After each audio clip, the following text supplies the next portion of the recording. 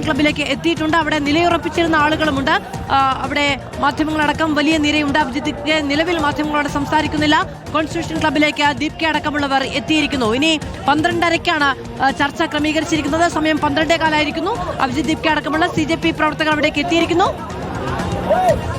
സജോ ദേവസ്യ വിവരങ്ങളുമായി നമ്മളോടൊപ്പം ചേരുകയാണ്. സജോ, കേന്ദ്രത്തിന്റെ ഭാഗത്ത് നിന്ന് ആരൊക്കെയാണ് ചർച്ചയ്ക്കുണ്ടാവുക?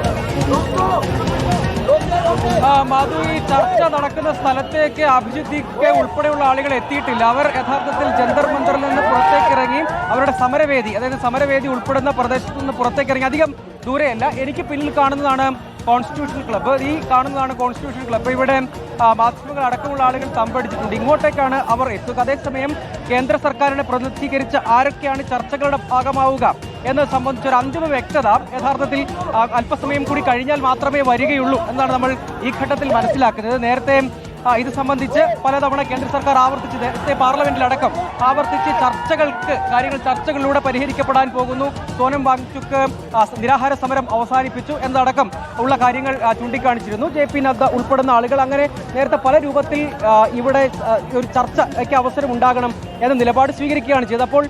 ഇപ്പോൾ പ്രശ്നങ്ങൾക്ക് ഒരു പരിഹാരത്തിലേക്ക് പോകുന്നു എന്ന നിലപാട് ആവർത്തിച്ച് സൂചിപ്പിക്കാൻ കേന്ദ്ര സർക്കാർ ശ്രമിക്കുന്നു. പ്രത്യേകിച്ച് പ്രധാനമന്ത്രി അസാധാരണമാം വിധം അർദ്ധരാത്രിയിൽ വീഡിയോ സന്ദേശം വഴിയും ഈ വിഷയത്തിൽ കർശനമായ നടപടി ഉണ്ടാകും എന്നതടക്കമുള്ള നിലപാടുകൾ വിശദീകരിക്കുന്നു. എന്നാൽ സാധാരണഗതിയിൽ സമീപകാലത്തെ രാജ്യത്തിന്റെ രാഷ്ട്രീയ സമീപകാല സാഹചര്യങ്ങൾ പരിശോധിച്ചാൽ അതൊരു അസാധാരണമായ കാര്യമാണ്. എന്ന് മാത്രമല്ല, മുൻപ് ഉള്ളതിൽ നിന്ന് വ്യത്യസ്തമായി മുൻപ് പല സമരങ്ങളിൽ നിന്നും കർഷക സമരം ഒഴികെയുള്ള സമരങ്ങളുടെ കാര്യങ്ങൾ എടുത്തു പരിശോധിച്ചാൽ ഇതിനെ അഡ്രസ്സ് ചെയ്യേണ്ട ഒരു നിർബന്ധിത സാഹചര്യം കേന്ദ്ര സർക്കാരിനെ സംബന്ധിച്ചിടത്തോളം രൂപപ്പെട്ടിട്ടുണ്ട് എന്നതാണ് ഒരു കാര്യം.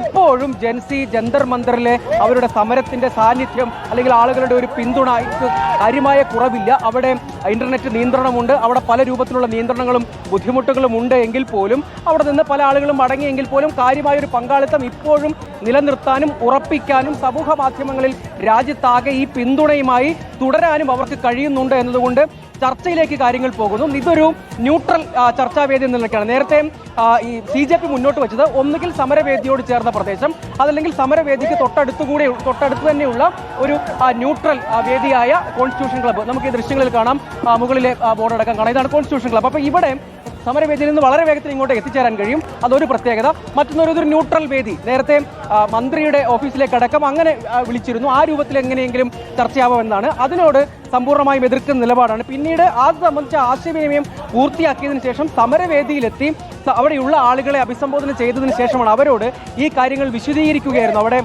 സമരവേദിയിൽ ധാരാളം ആളുകൾ, സമരത്തിന് പിന്തുണ അർപ്പിച്ചെത്തുന്ന ആളുകളെല്ലാം വരുന്ന സമരവേദിയിൽ അഭിജിത്ത് എത്തി അവരോട് ഈ കാര്യങ്ങൾ വിശദീകരിക്കാനാണ് ശ്രമിക്കുന്നത്.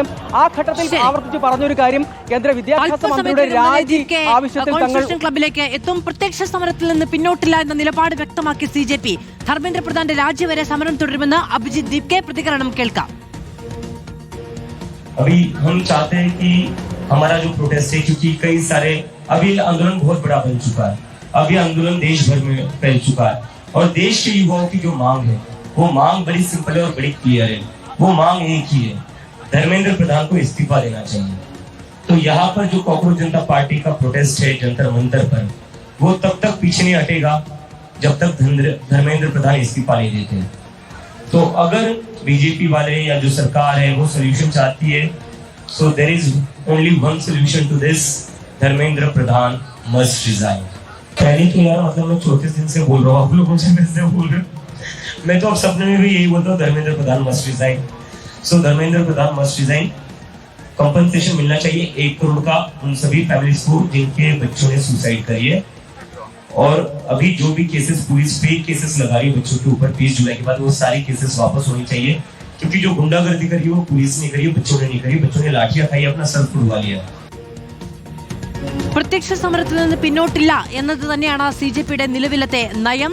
അത് വ്യക്തമാക്കിക്കൊണ്ട് തന്നെയാണ് CJP സ്ഥാപകനായ അഭിജിത്ത് ദീപ് കെ ഇപ്പോൾ കോൺസ്റ്റിറ്റ്യൂഷൻ ക്ലബിലേക്ക് ചർച്ചകൾക്ക് വേണ്ടി പോവുകയും ചെയ്തത്. കേന്ദ്ര സർക്കാരിന്റെ നിലപാട് എന്താണ് എന്നത് അറിയുക എന്ന് തന്നെയാണ്. 3 ആവശ്യങ്ങൾ തന്നെയാണ് CJP ഇപ്പോഴും മുന്നോട്ട് വെച്ചിരിക്കുന്നത്. സജോ ദേവസ്യ വിവരങ്ങളുമായി ചേരുകയാണ്. സജോ, കേന്ദ്ര നിലപാട് എന്ത് എന്നറിയാം എന്നത് മാത്രമല്ലേ ഇപ്പോൾ CJPയുടെ മുന്നിലുള്ളത്?